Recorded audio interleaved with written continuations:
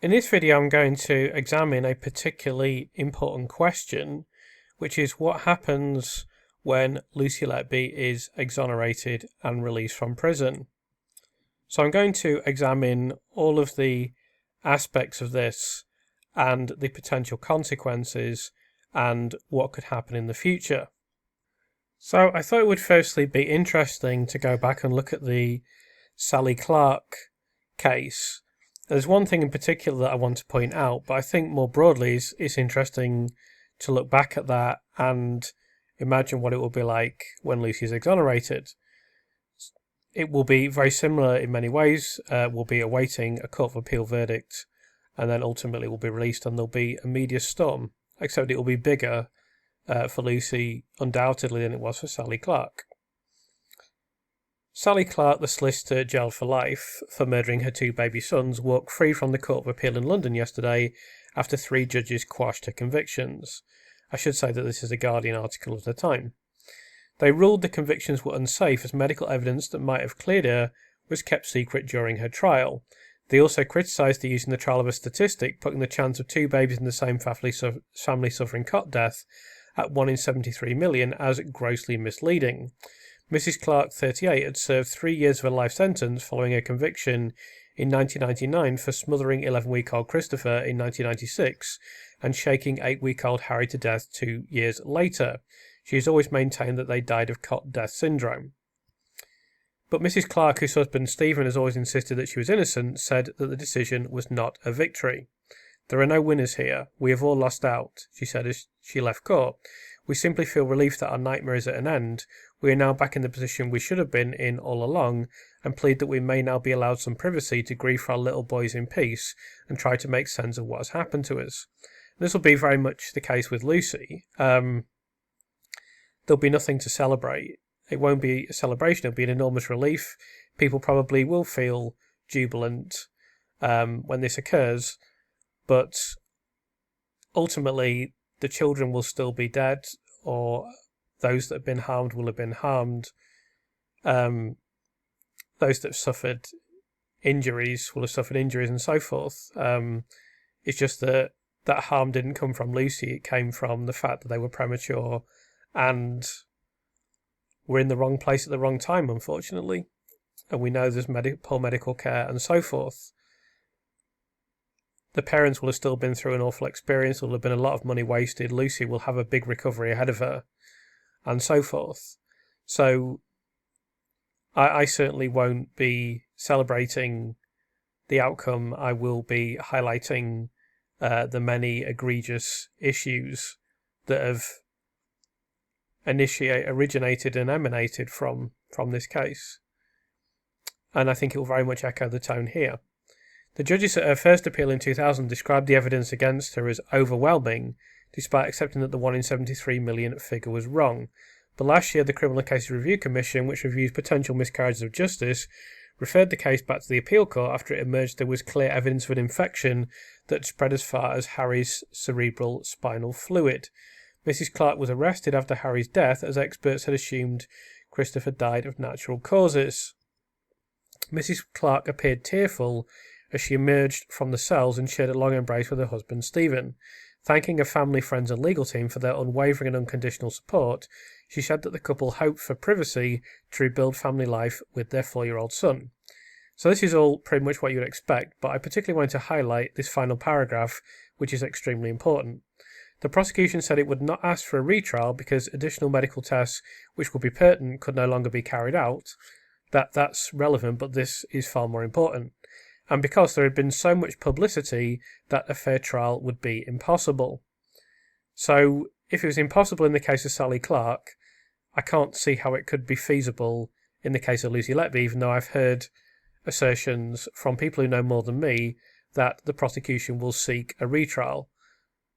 Whether or not that will occur, I don't know, but if it was decided here that a fair trial would be impossible, it's very hard to see how there could be a fair retrial in the case of Lucy Letby. And you can see here, this is from the original judgment of the time when this was overturned. The Crown did not seek a retrial, and accordingly Mrs. Clark was released In view of the public attention given to this case, we stated our reasons for our decision very briefly at the time, but indicated that we would give detailed reasons at a later date. Now, unfortunately, I couldn't see the entirety of this verdict because it was behind a paywall, so there may be more information on why the retrial didn't happen. Of course, it's recorded in the Guardian article, but I think that's an interesting precedent for Lucy's case. The next thing would be her finances. And this is, of the three issues, this would be the one that concerns me the least, because I'm certain there'll be enormous public support and there'll be campaigns, there'll be fundraising campaigns, and she won't need to worry about money. I really feel that we should campaign strongly for her to get compensation. It's known that only a small percentage, approximately 8% of those exonerated, receive compensation. Lucy must receive compensation from the state that has driven a massive wedge through her life. I won't say ruined her life.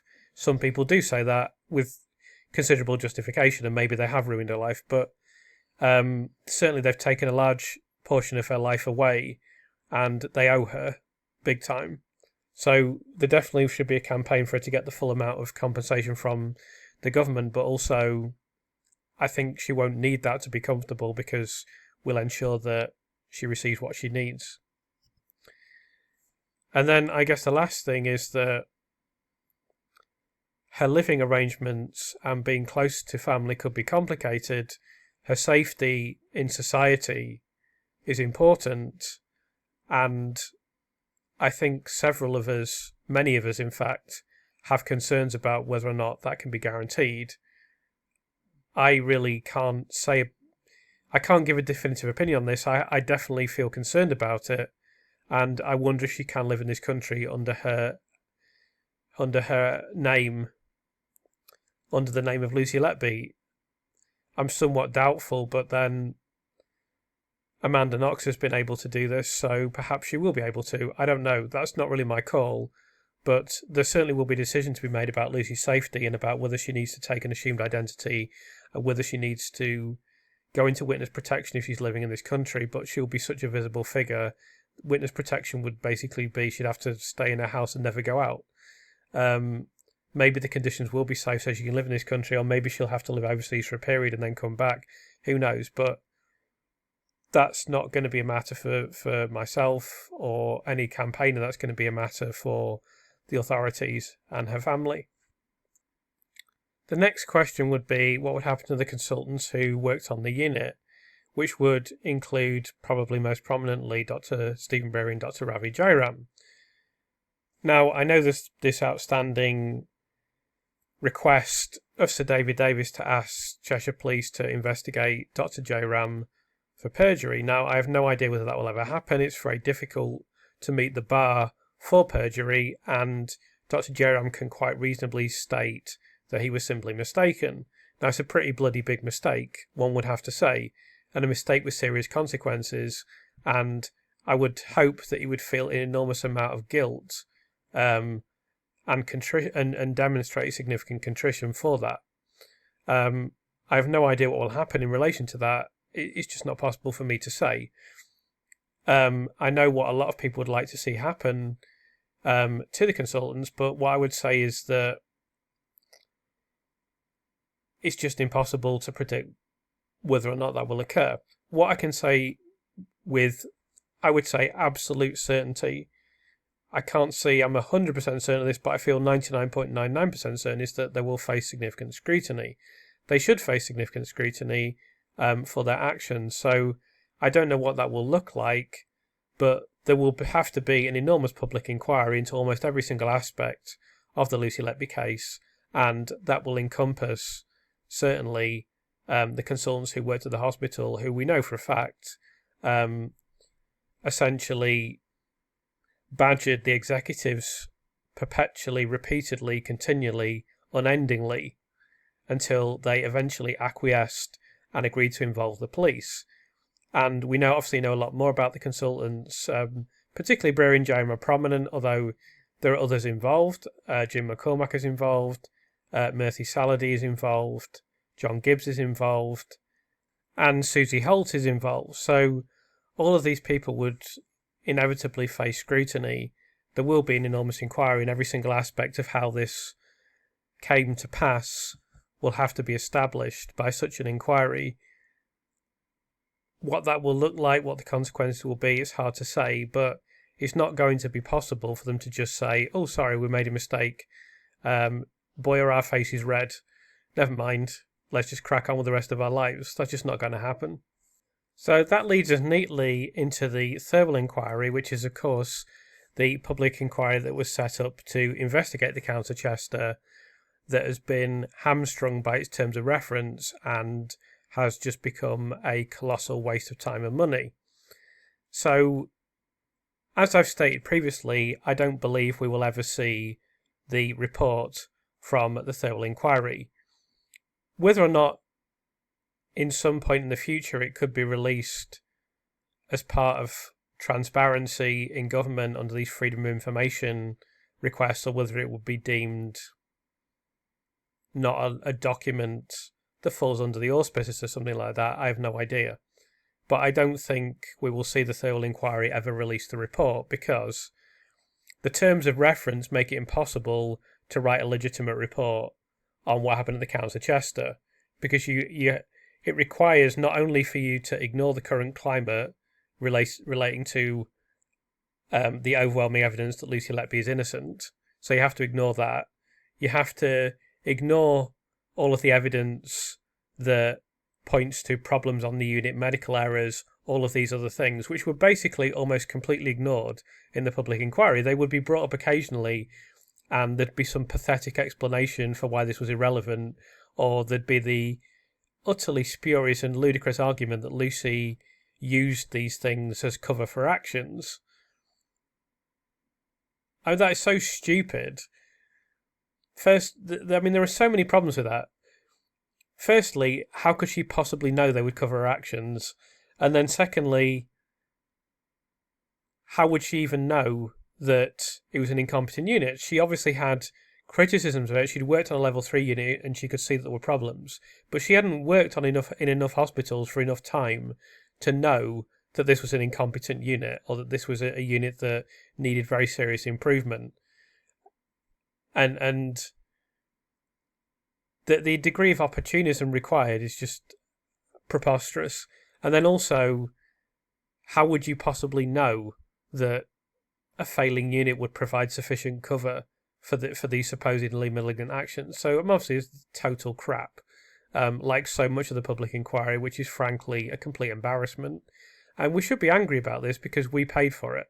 It's just money pissed up the wall that's just gone to people who are already wealthy, and they won't feel a moment's, that their conscience won't be pricked for a second. They'll just walk away and trouser all the money and then say, oh, well, never mind, it's not our fault the inquiry made shit terms of reference. It's not our fault that we did everything possible to follow those terms of reference. It's not our fault that some of us both worked at the Thirlwall Inquiry and also worked for the prosecution.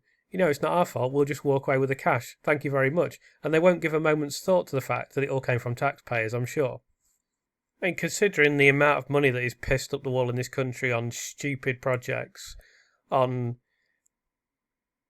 ridiculous ideas that completely fail, on incompetence, on waste, on all the other things that governments typically do, I suppose that the Thirlwall Inquiry is a relatively trivial amount of money. But for normal people, the amount that's spent and the amount that's been earned by people that have worked at the Thirlwall Inquiry and that have presented themselves as being virtuous and wonderful human beings. And I'm not saying Lady Thirlwall is a bad person, and I don't necessarily aim that at her, but it's a colossal waste of money, and it's going to become more and more evident what a colossal waste of money it was. And when you factor in the police investigation, the court process, it's just a monumental waste of money. And it's all gone to people who didn't need it, of course, as it usually does. So we should be really pissed off about that.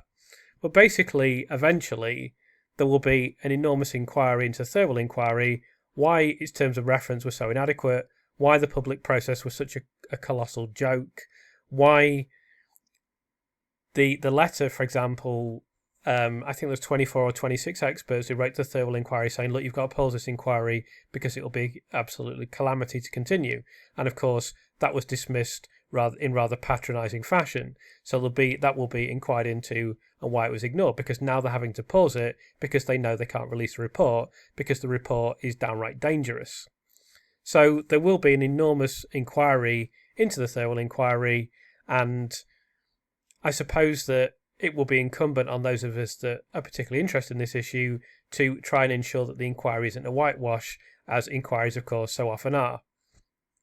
So the next question will be, could Cheshire Police or the Cheshire Constabulary face any consequences?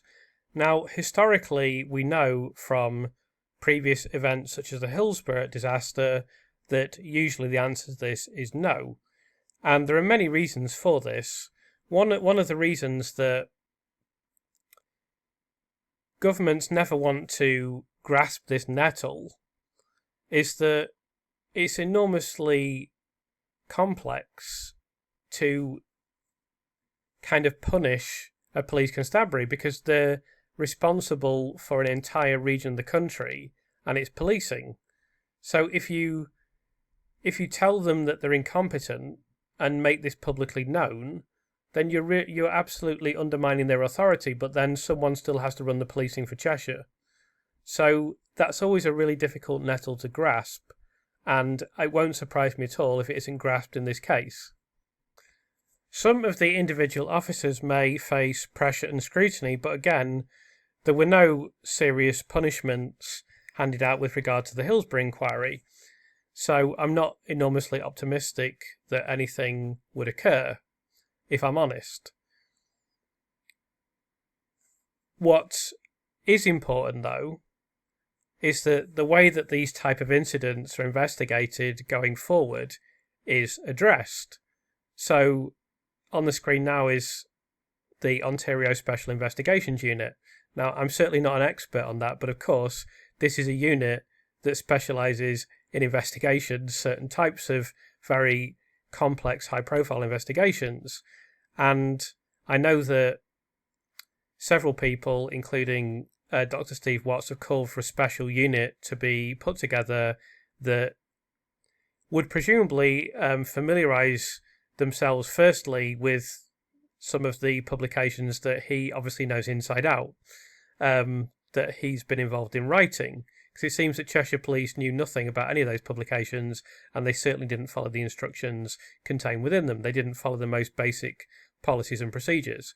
Whereas it would be hoped that a specialist unit that focuses on this kind of thing all the time, that's the modus operandi and proviso of the existence of the unit, one would hope that they would at least follow policy and procedure, and one would also hope that they would do a better job than Cheshire Police.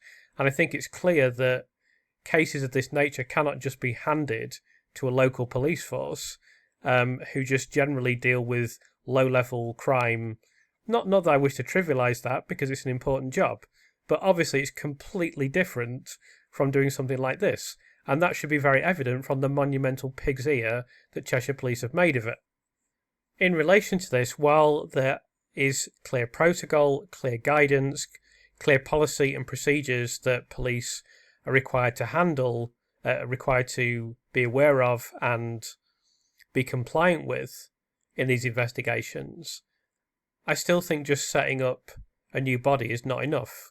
I think it's a critical step, but also I think we need to think about the entire methodology of how we examine these cases in hospitals, because there has been a rather disproportionate number of nurses sent to prison for serial killing, whereas you would expect nurses generally to be caring as they've got into a caring profession.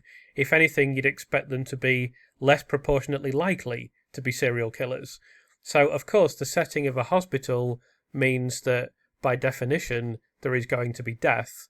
And when they're dealing with elderly patients, or when they're dealing with young patients, or when they're dealing with vulnerable patients, then there are going to be deaths around nurses.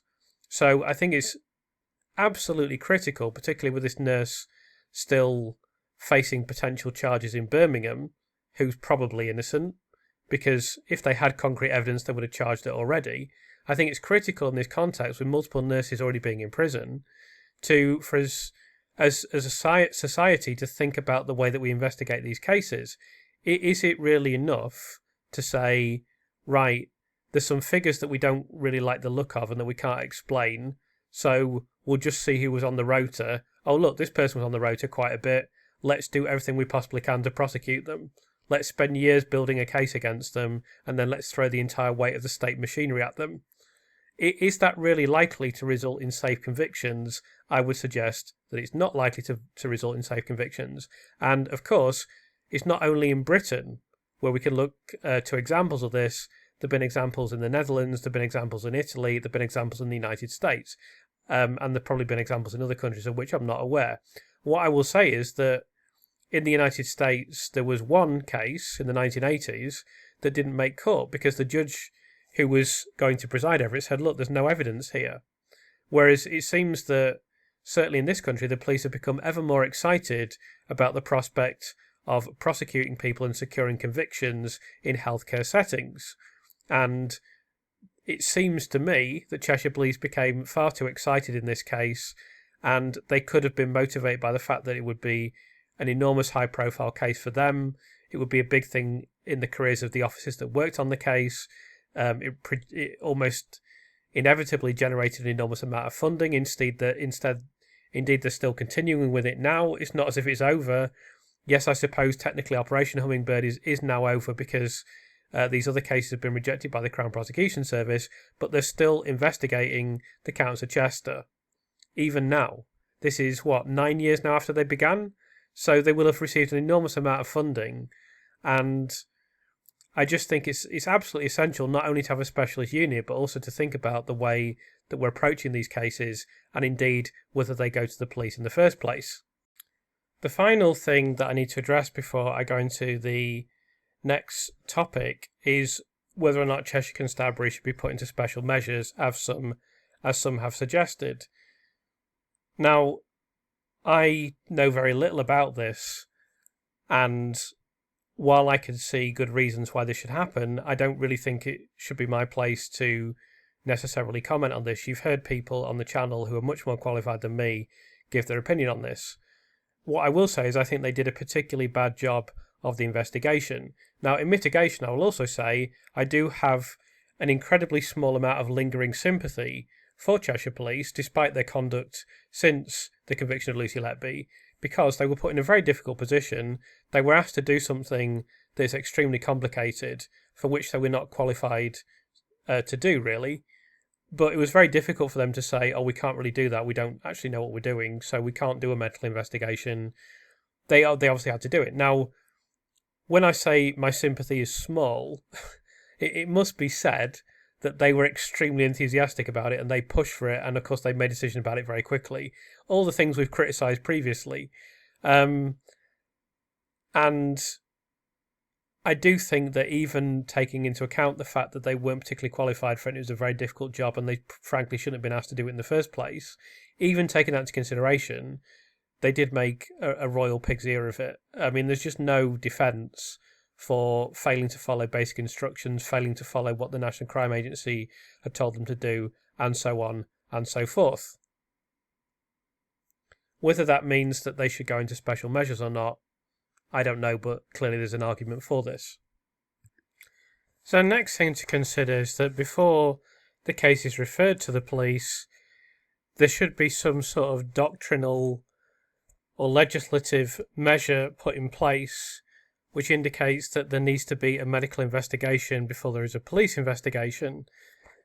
Now, I suppose it could be argued here that there had been some form of medical investigation because there'd been a Royal College of Paediatrics and Child Health report, but it wasn't the multidisciplinary review that was wanted by the paediatricians on the unit.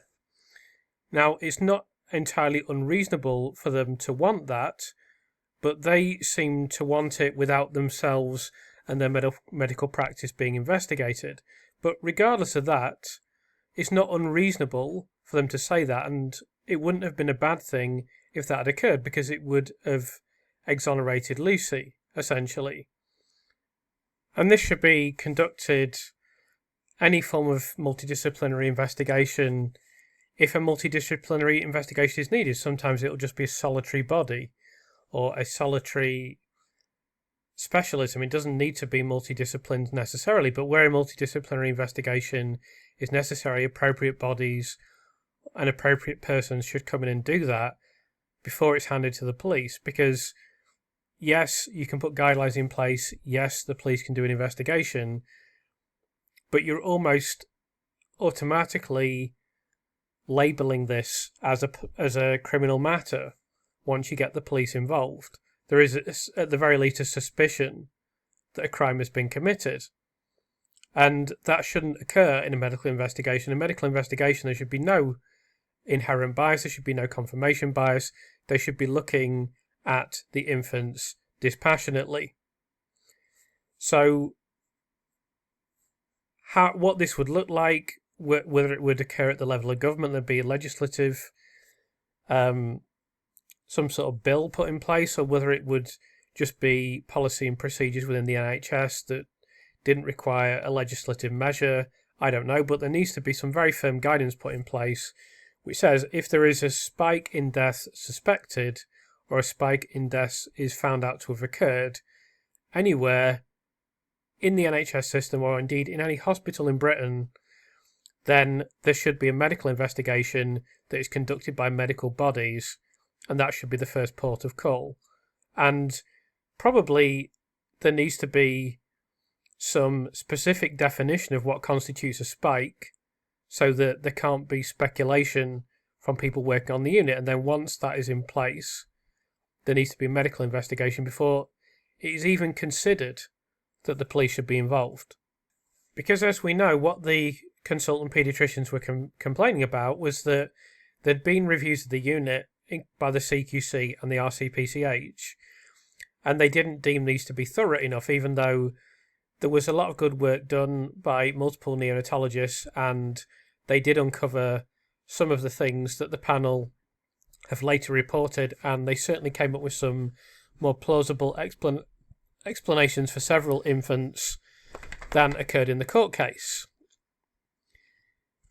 But it's not entirely unreasonable of the paediatricians to ask for a more thorough medical process, but what ultimately occurred was the reviews of the RCPCH and the CQC and the work that had been done by Jane Horden, the work that had been done by Joe McPartland, the pathologists and the coroners, that was all replaced with a much worse process.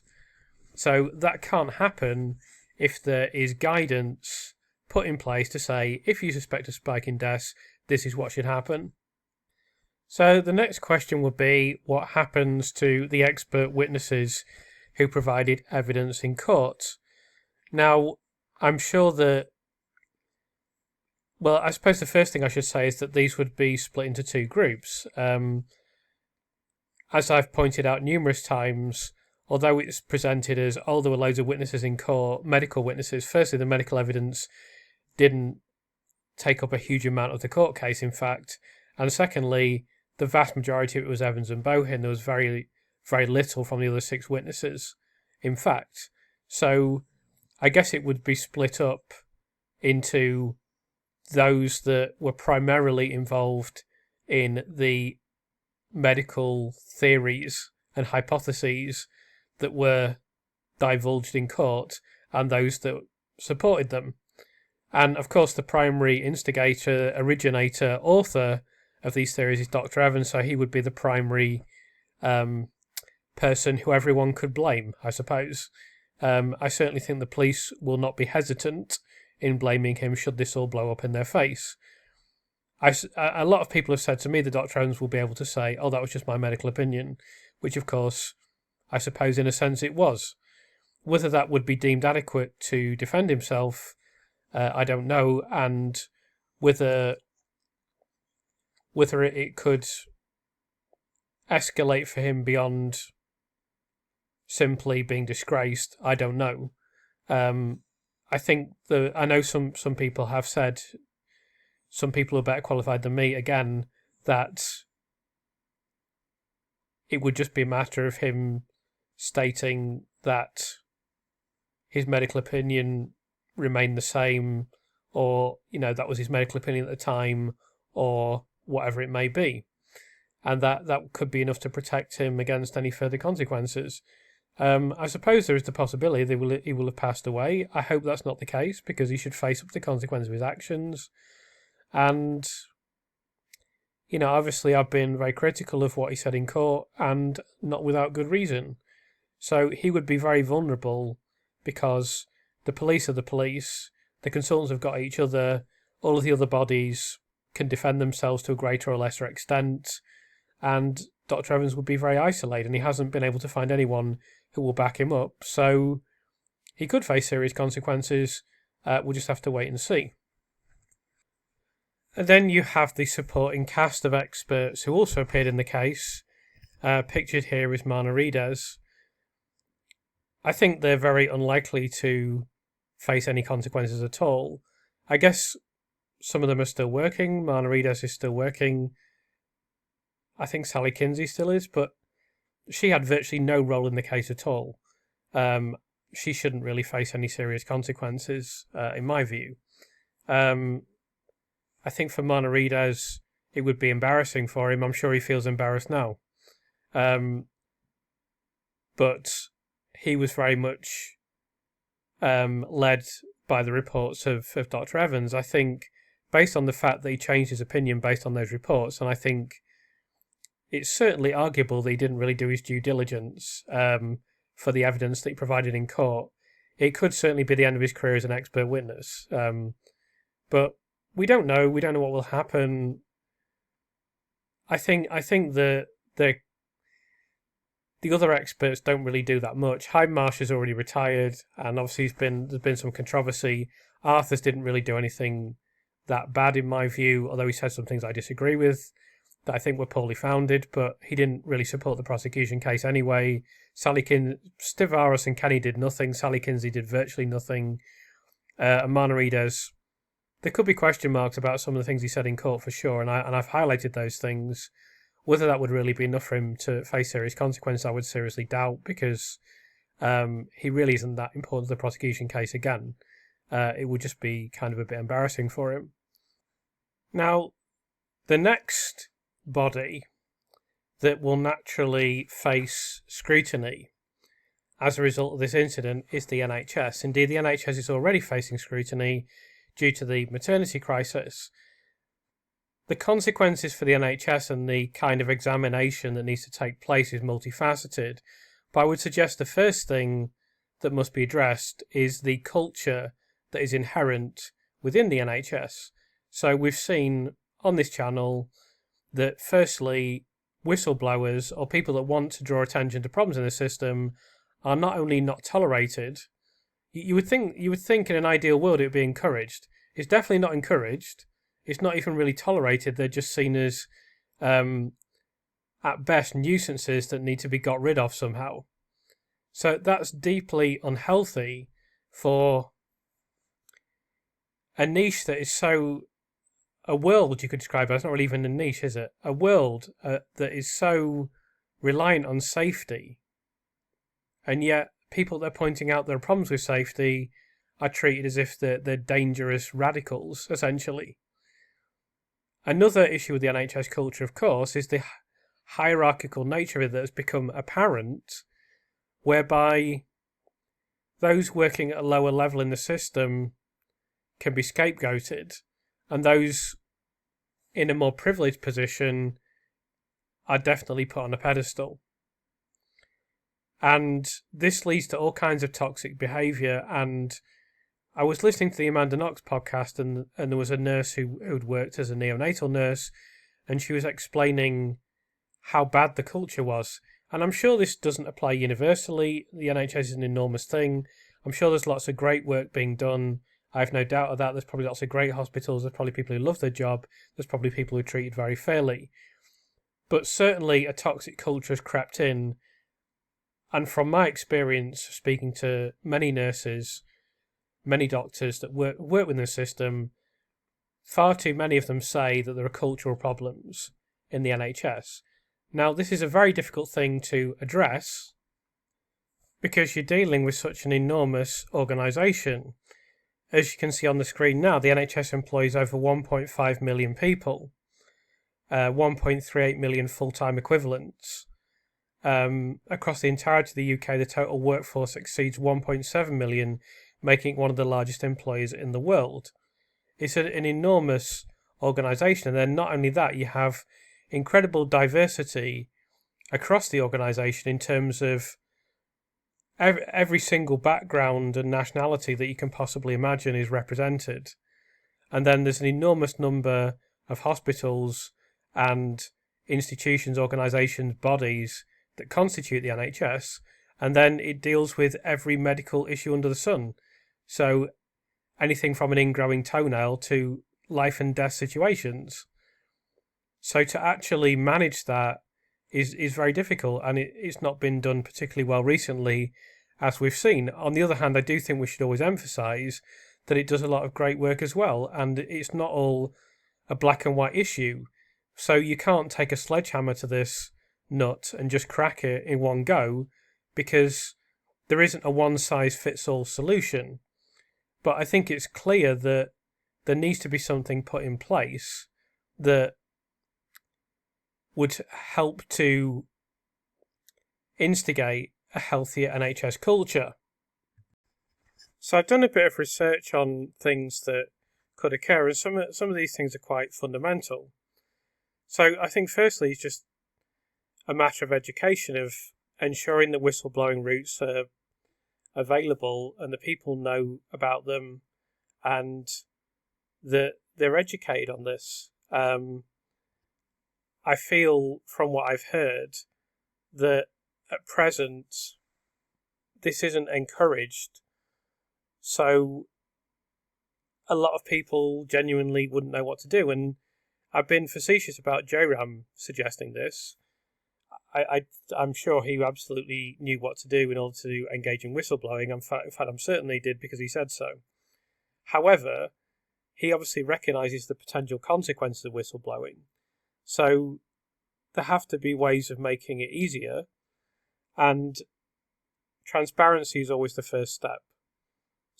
Transparency in education, I think, is essential. Close the loop on every report. So if someone does raise something, then at present, not only do they face the distinct possibility that they will be punished for whistleblowing, but even in that if that worst case scenario doesn't occur, silence is quite possible, probable even.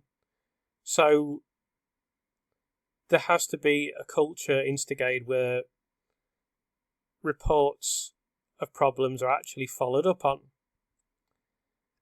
I think the next thing is that it should be measurable, that this isn't prioritised currently. Everything is on waiting list, performance, medical outcomes. And of course they're very important, they're always going to be the most important things, arguably. I accept that. But this can be made into a tangible, measurable part of the NHS's performance, and I think until that happens, it will never improve. And there have been reviews, such as the one that's mentioned here at NHS England, which have suggested that this can occur, and there are ways of doing this, and it seems to me that is absolutely essential. And then with regard to hierarchy, the same review notes that traditional command and control model is a strict hierarchy, and states that there is a growing recognition that a more adaptive management style is needed for day-to-day practice. That points to smaller spans of control, more multidisciplinary huddles, more one-to-one supervision, and more places where junior staff can challenge decisions safely. So it's not as if this isn't known, it's not as if it hasn't been written down. Now, I accept that actually instigating this is very different from acknowledging that it exists, but at least there is a recognition that's been officially documented that there is a problem with this hierarchy that we've heard so much about on the channel, and we'll probably hear more about again in the future. So there is an opportunity. This happens in the private sector. The private sector recognises a problem and they act. And the reason they act is because they know this can be the difference between us being a successful company commercially or not. It seems to me that part of the problem in the NHS is that there isn't this commercial pressure. So, ironically, that creates a more everyone for themselves culture. So that needs to be addressed, and it needs to be addressed as soon as possible. So that's the first kind of aspect of the NHS, kind of dealing with the cultural issues, which it's an enormous, insoluble problem, but it's something that has to change, otherwise we're going to lose the NHS completely. And I think a big part of this is investment in compassionate, inclusive leadership. You heard Professor John Ashton on this channel state that he'd applied to be elected to hospital boards and had never even made a shortlist, which seems extraordinary considering what he achieved in his career. And I think that's rather indicative of the fact that they prefer financial managers rather than individuals who may actually be better suited to running a hospital or an NHS trust. So I think the recruitment within the NHS could improve significantly to reflect this need. The next issue is what is euphemistically referred to as the maternity crisis in the NHS, which I think can more reasonably be described as the state of maternity services. It's not really a crisis, it's just a systemic problem that's been ongoing for quite some time. So the Royal College of Midwives has created a lengthy document addressing this issue. I'm not going to go through the whole document, although there's some interesting material in there, but they have ultimately indicated these 5 solutions at the end of the document, and I'm going to go over these. What I'll say before we begin is that each one of these can be applied very obviously to circumstances that we know about from the Counts of Chester in 2015 to 2016 when the relevant events were occurring. The first one of these suggestions is to break down barriers between staff groups, normalise them training as one team. Now, it's clear that there were fissures on this neonatal unit with the consultant team and the nursing team being somewhat separate. Of course, they worked together, but it's clear that there were issues and tensions between the two that arose around accusations related to Lucy in particular, but I think that's indicative of deeper rooted problems on the unit. So that can occur because of kind of them and us mentality, and so here it's being suggested that staff groups could train together and that would integrate everyone working on the unit from day one. An interesting suggestion. Whether or not it would work in reality, I don't know, but obviously it's something that doesn't happen currently. But it's very clear that there were barriers, as is described here, between the various staff groups, most notably the consultants and the nursing team on this neonatal unit. The second issue is to ensure there are the right staff in the right place at the right time to ensure people are able to take breaks and don't need to work beyond their hours. So it's pretty clear that this was an issue at the Counts of Chester with Lucy taking on overtime. They had to bring in part-time staff to fill shifts. It's obvious that they had major staffing issues, and the fourth point relates to this as well. The third point is to ensure that local NHS boards stay on top of what is happening in their maternity units, with senior midwives having direct access to them and frontline staff able to raise issues and concerns without fear of retribution. So let's break down all of those things individually. First of all, I think the board did a pretty good job of trying to be fair to everyone on this unit, but I don't think they were on top of everything because I've never once heard them mention, in all the Thirlwall documents, and there are so many available, I don't see any evidence they ever mentioned, certainly in a documented way, the sanitary conditions on the unit. So that's obviously a major problem, and that suggests that they didn't know anything about it. I don't know whether or not that's true. They may have known something about it, but it wasn't treated with due seriousness by the board if they did know about it. I suggest they didn't know about it because it's just not referenced anywhere, or perhaps the seriousness of it was downplayed, or the prevalence of it.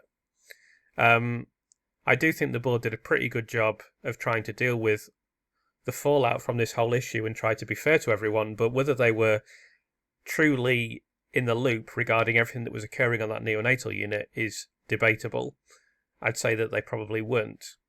So it's obviously important that some sort of communication lines are put in place so that boards can be informed at all times, and that, I mean, they are ultimately responsible for what occurs, as I've discussed previously, so naturally they need to be kept up to date at all times.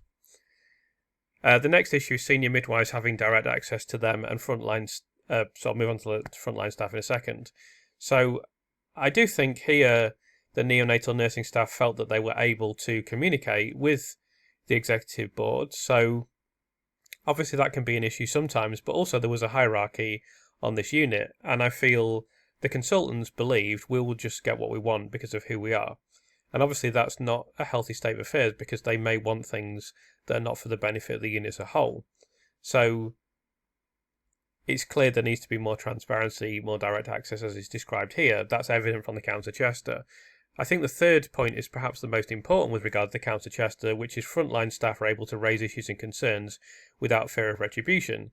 Now, it's clear that Lucy did raise issues on this unit, and there was very significant retribution for that.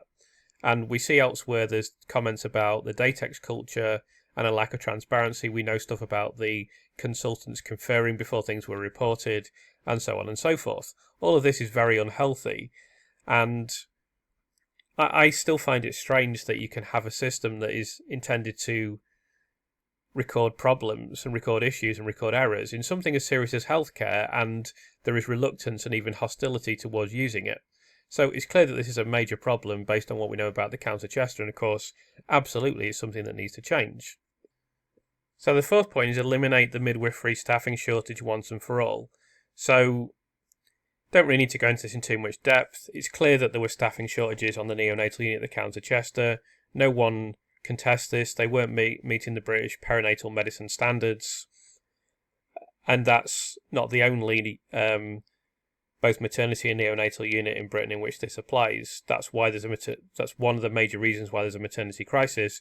Of course, this needs to be addressed as soon as possible. And I think, in particular, there needs to be better access to education and training for people in this country so that we can train more nurses and more doctors. I think it's hard to commit to anything like that in the current economic climate, which means that there needs to be more assistance. You see, for Lucy, she had to live on the unit at the hospital, even when she was a fully qualified nurse. Effectively, she was spending her entire life at the hospital because she was living on site, and 10 years on from that, it's now harder to get property, or to even rent now is difficult due to economic situation, and that's a difficult thing to address, but it's clear that more must be done to train nurses, train doctors, and have a fully staffed NHS that is able to deal with the capacity of work, very important work, that it must deal with. The fifth point is to invest in estate facilities and equipment that are compliant with national standards and fit for purpose. Let's deal with this very quickly. The neonatal unit was condemned and will be demolished, and they moved to a new unit. We know about many of the problems on the unit with the decaying, ageing facilities and equipment and so forth, and you couldn't really have a more profound illustration of that problem. So each of these 5 issues can be applied to the Counter Chester, and I'm sure that if you were to look at other maternity and neonatal units across Britain, you would find similar problems, and that's why there's so many issues with maternity, and that's why it's costing so much money, and that's why there are suboptimal outcomes, and sometimes that results in loss of life. So I'm hopeful that this is something that will actually be addressed, because it's becoming more prominent, it will continue to become more prominent, and the current situation cannot be allowed to continue. So very much tied in with this is the resurrection of nursing as a profession, and I suppose the kind of public recognition of nursing and so forth. 19 nurses.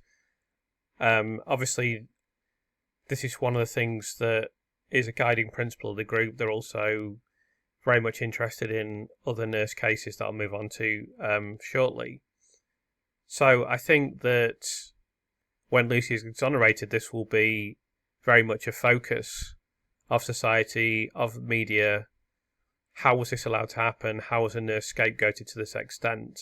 It's very difficult to completely change the culture overnight, but I do think there will be very strong calls for nursing to be more respected as a profession, and I think that there will be a long-term debate and discussion that will occur about the important things that nurses do, and also I think there needs to be an understanding that while it is a caring profession, it's also a medical profession, and they have a large amount of medical knowledge, and this needs to be acknowledged alongside the job that they do with caring. They do a very, very difficult job, often a thankless job. It's a good career, but it's not as if you're going to become wealthy from being a nurse. It's challenging. It's emotionally very difficult in many ways, and then you need a lot of medical knowledge and experience in order to even have a chance of being a successful nurse. So there's a lot of things rolled into one in this role, and at the moment, as we've seen in Lucy's case, too often nurses are treated in a way that is unfair and not given the proper respect that is due for what they do. And I do think there will be a big discussion about this, and hopefully that can have a serious knock-on effect in the future. The next thing would be to address other nurse cases. Now, I want to be clear that I don't know anything about any of these cases apart from Colin Campbell, so I can't talk about them, and I really don't have the time to investigate them at this point in time. I know that many people believe that some of the other nurses that have been convicted are also innocent and have been convicted in unsafe circumstances, as has occurred with Lucy. So this won't just be the key that opens the door for them, but it may focus minds and focus the system on ensuring that those cases are revisited. And if there is any doubt in relation to them, says Colin Campbell, Victorino Chua, who's on the screen now, Ben Geen, I know there's others as well. If there is any doubt about the methodology that's been used to convict these people and the evidence used, then naturally they should be re-examined. And then the final elephant in the room is the criminal justice system itself. It's very obvious that there needs to be significant reform within the criminal justice system. Now, this is not an easy thing to achieve because, firstly, the judiciary and people at the apex of the criminal justice system are pretty powerful people, and they don't see any need for change. They're perfectly happy with their system and the existing state of affairs. Another problem is this is the kind of thing the government doesn't like to address because it's too big. It's too much of an issue, it requires too many resources, it's too difficult, they don't understand it properly, and it is very hard to get them to invest time in this when they also don't see it as a vote winner. People typically, I think partly because of tabloid newspaper coverage, want the system to be tougher on criminals. That there isn't much, at the moment, public awareness of the prevalence of miscarriages of justice, and that's something that needs to change. And of course, this case will bring that into focus and provide a window of opportunity. But it's the typical thing where the government will think, we have a system, it works, there's a degree of public support and a large degree of public acceptance of that system, it's fine, let's just carry on the way we are now and deal with the many other problems that we have to deal with. So that can't be allowed to happen because of the massive problems in the criminal justice system, and there will be a window of opportunity for people like Sir David Davis and others with prominent voices to raise the issues related to criminal justice and seek some sort of significant reform and evolution of the system. So in this section I'm going to go over several points that either I've seen prominent people mention and discuss or that I believe would be valuable myself. So the first two I've already discussed in the video. The first one is simply to ensure that spikes in deaths are not treated as criminal justice issues without very good reason. They should be investigated medically and investigated thoroughly before anything is referred to the police. And then the second one is to create a special police unit to investigate anything that is referred after a medical investigation has taken place. The third point is a massively important one, is to improve the selection of expert witnesses. So I've created several sub-bullet points for this point. Experts that are appearing in court must be of a considerably higher standard and calibre than we saw in the Lucy Letby case. This would, in my estimation, require a national body to be created which would draw on the best professionals in their fields, and there would then need to be guaranteed payment for such experts rather than the police tendering process that occurs currently. It's ironic that the police engage in witness shopping, undoubtedly, when this is something that the court system is supposed to frown on. But they don't. It's not really frowned on when it's the prosecution. The prosecution and the building of a case that goes to court seemingly is allowed to go on indefinitely with it, innumerable resources, and they're allowed to effectively do anything they want, leading up to the referral to the Crown Prosecution Service, and then that's all perfectly fine. But then, if the defence tries to put something together for an appeal, oh no, you're witness shopping, you're not allowed to do that. This is a double standard. This is one of the many things that makes the criminal justice process an uneven process. I should say as well, I haven't discussed this in this list, but there've got to be question marks about the way things are referred to the Crown Prosecution Service and the effectiveness of the Crown Prosecution Service as a body. But it seems that the police didn't follow existing guidelines in this case, so hopefully a specially appointed, trained body would follow the guidance. The next issue is that there should be a non-negotiable cut-off point whereby once someone is retired, they can't appear as an expert witness after a certain number of years. I would suggest 3 to 5 years. Now, it's possible that there are fields where this doesn't apply. However, I think for any technical field where there are constant updates, where the field is developing rapidly over a period of time, where you would need personal development in order to work in that field, absolutely. I would make the period as short as possible. I'd say if you haven't worked in the field professionally for 3 years, you can't be an expert witness. But 5 years should be an absolute maximum. Dr. Evans is way outside of what would be required, and he should never have been involved in this case. We know that. There must be a much more stringent selection of expertise both before a court case begins and also by the judiciary. Experts must not be allowed to speak outside of their expertise. So the classic example of this is Sir Roy Meadow, who should never have been allowed to say anything on statistics, but was indeed allowed to do so. In this case, we have experts frequently speaking outside their expertise. Some of this was even revealed during cross-examination, but it shouldn't get to that point, obviously. The judiciary, as was suggested by this paper published in Northern Ireland that I analysed previously, the judiciary needs to better understand what are experts and be more actively involved in this process, not just think, oh, as an expert, it's fine, we'll have the adversarial system, there'll be cross-examination, it'll all work out okay. When you're dealing with very technical and specific areas, you can't just have anyone standing up who has some sort of vague qualifications saying, oh, this is the case, that's the case, when this is ultimately what decides the verdict. And then in this case, the consequences for the defendant are enormous, and yet the court never and jury never heard acceptable expert opinion.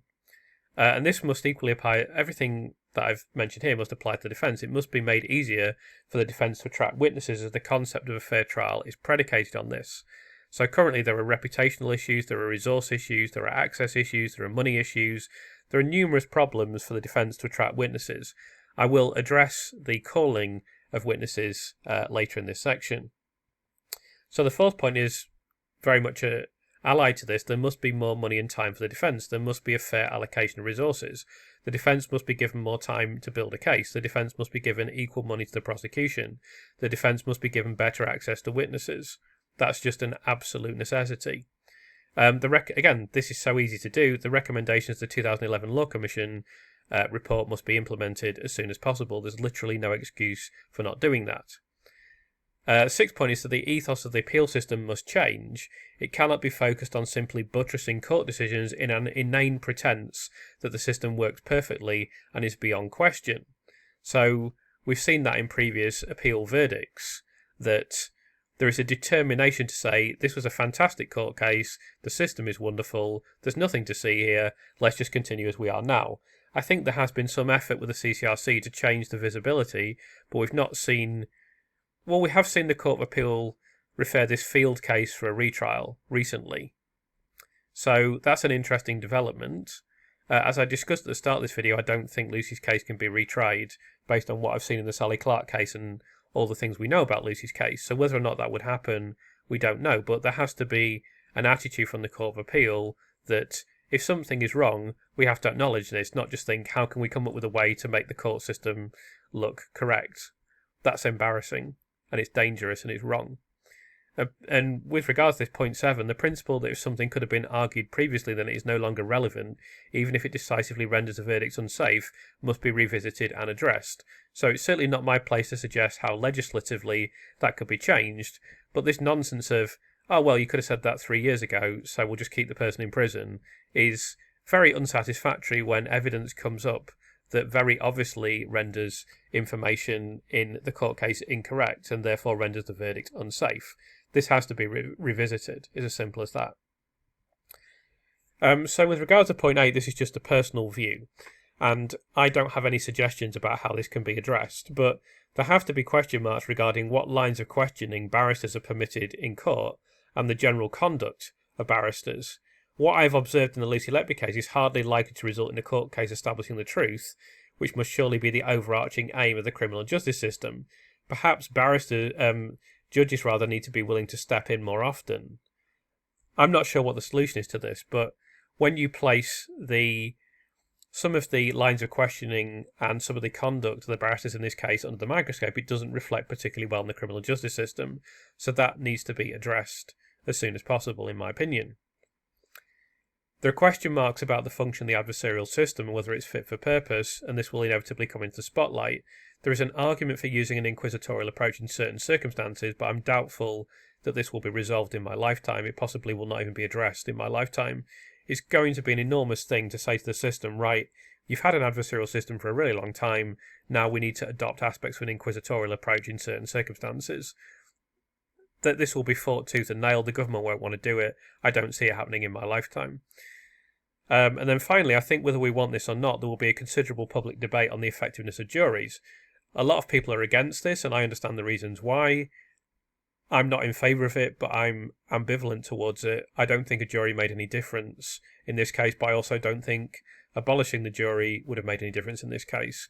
I don't think it's particularly relevant to the failure of the Lucy Letby court process, but I do think that in future there's obviously something of an aim to reduce the number of juries due to the amount of time that this requires in the criminal justice system, the backlog of cases and so on and so forth. So I think it's essentially inevitable that there will be a public debate and a parliamentary debate on whether juries are effective and whether they are something that should be put on the pedestal that they are. So in summary, here is the likely outcome, or what I believe the likely outcome of all of this will be. First, I think it's very likely there'll be no retrial of Lucy Letby based on the Sally Clark precedent. We also know that there are enormous problems with retrying this case. So I certainly think, based on what I've seen, this precedent, all the logistical issues, massive problems for the prosecution in preparing a case, I think on this basis it'll be basically impossible to retry Lucy Letby, and when she's exonerated it will be a quashing of the case rather than a retrial. Cheshire Police will certainly be questioned and face scrutiny. They could be put into special measures. I'm doubtful there'll be any further action taken beyond that, because we have precedent. It's very, very rare for anything more than that to occur, and I do believe that Cheshire Police tried the hardest that they possibly could, and I don't think there was any question that they thought they were correct when Lucy Letby was convicted. They just made terrible blunders, and naturally they need to face the consequence of those blunders, but I don't think anything will happen beyond that. More broadly with the police, a special unit should be set up to deal with such cases. This seems quite likely, as it's relatively straightforward to implement. Of course, in addition, I think there will be measures put in place to ensure that spikes in deaths are not referred to the police before there's been a proper medical investigation. With regard to expert witnesses, much more stringent selection is required. There's no doubt this will be examined in the aftermath of this case, and I'm hopeful that there'll be serious measures put in place in time. How long that will take, I don't know, but that there clearly is going to be, this will be put under the microscope after Lucy's exonerated, and I do think it'll be concluded that yes, the system of expert witnesses needs to be improved significantly, and I do think that will actually happen. To what extent that will improve the situation of expert evidence in court, I wouldn't like to predict, but I do think it will happen. With regard to the specific expert witness from the Letby case, Sir Roy Meadow was struck off. It could be a possibility for some of them. It doesn't really affect most of them in any meaningful way because they're mostly retired. As I mentioned, there's no way that retired people should be able to work as witnesses. You should have to be working professionally, or at least be very close to having worked professionally if you're in a field such as medical fields, certainly. But I don't think there'll be perhaps the kind of consequences that some might like to see, because in previous cases there have been massive errors and nothing happened really apart from, the person was disgraced and discredited, but in terms of practical measures, not much happened really. Possibility that someone could be struck off, I don't think it'll go any further than that. Obviously Evans is vulnerable, but even so, he's always going to be able to say, that was just my medical opinion, I gave my honest opinion, and it's very difficult to disprove that. Quite possibly impossible. With regard to the consultants, they will face serious scrutiny. There's no doubt they won't be able to just walk away and go back to work, particularly Brewery and J-Ram. It's hard for me to see how their careers could continue. I think this will be the death knell for their careers. That's just my personal opinion, but can you imagine? They're going to face massive media scrutiny, massive inquiry scrutiny, and clearly they will defend themselves, but it would then be very difficult for them to work, in my view, in the capacity that they have been. I don't think Jerem will be prosecuted for perjury. It's incredibly difficult to prove.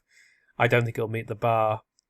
You have to have something really explicit that really indicates someone has definitely perjured themselves, and I just don't know that exists. And I think it's probable that he will be able to say I made a mistake and that he won't be charged on that basis.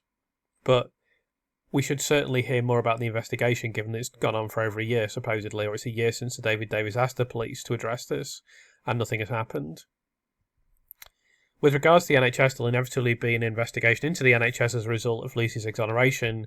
There are easy implementable measures that could improve the culture and safety of maternity services. I hope that these will be enacted rapidly. In the long term, I'm not optimistic about the prospects or culture of the NHS because it's an unwieldy behemoth. There is too much hierarchy which is difficult to overturn, and the financial position of both the NHS and country are very troubled. Actually rebuilding the culture of the NHS is an enormous job that requires a joined-up approach involving clinical staff, administrators, healthcare bodies and the government, and I doubt the ability of those working such positions to pull this off. It also requires everyone to leave their egos and own vested interests at the door for a sustained period of time, and 50 years of living on the planet tells me that this is highly unlikely. With regard to the criminal justice system, I'm optimistic that the Law Commission recommendations will be enacted and that the system for selecting expert witnesses will be significantly improved. I hope that this will lead to a fairer culture in which the defence can have a more even opportunity to obtain witnesses and present them to the court.